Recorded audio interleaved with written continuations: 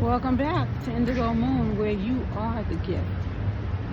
You know, there is a man, okay, who's traveling. And he travels to New York, and he sees this woman. So he strikes up a conversation with her. And they're talking. He realizes that they have a lot in common. So he asks her out on a date. And he says, will you be available at 7 o'clock? And she said, yes, sure. He says, well, will you be available at 8 o'clock too? Because I have something to do. She said, yes. He said, why do I feel like any time I would have asked you, you would have said yes? She said, because I think that we are, socially inclined to, we are incompatible, excuse me. So he walks away after the conversation, and they decide they're going to meet up. And then he says, but I never told you, he comes back and says, I never told you where we were going to meet at. She said, well, you see me here, so you can meet me right here. He said, so what are you going to do while I'm gone? So she admits to him. She breaks down and starts crying. He says, wow, did I say something wrong? And she said, no. She says, but I'm homeless.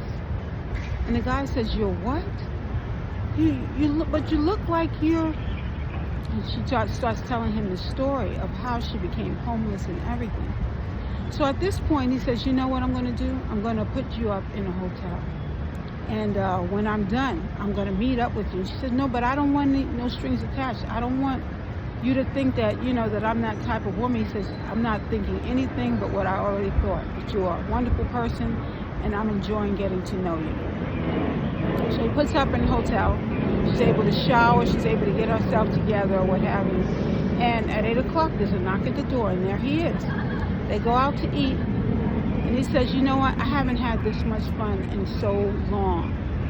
So he asks her, if I asked you, would you? And she says, what do you mean if you asked me, would you? She says, if I asked you if we could court, what would you say? She says, honestly, I like you and I think you're a nice person, but I'm here and look at my circumstances. He said, what if those were not your circumstances? What would you do then? And she says, then I would definitely consider it. So he asks her, do you have a passport? She says, no, I do not have a passport. He says, I know, I have an idea.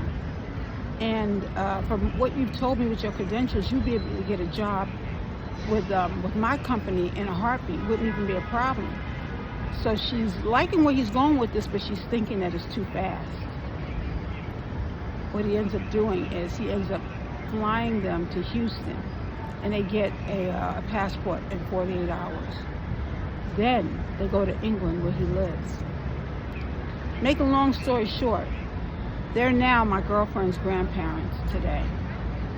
Now, you never know where a relationship is going to go. You never know, because God orchestrates people to be in each other's presence at certain times. Sometimes you'll be working on yourself and the other person's working on themselves, and then you meet. It's like a happenstance. What we have to do is not be in our heads all the time. And sometimes you can take a chance, and sometimes maybe not.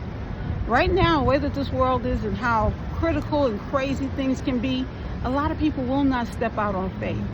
But it's important, whether it be dating or even taking on a new job, that you go ahead and you take that time and spend that time talking to God about it, praying on it and meditating, and perhaps it might land in your favor. However, make sure that you're going to God on these things. There's a church song that used to that we used to sing in church, that all because we do not carry things to God in prayer is what the song is saying. I don't really remember the exact words, but that's part of it.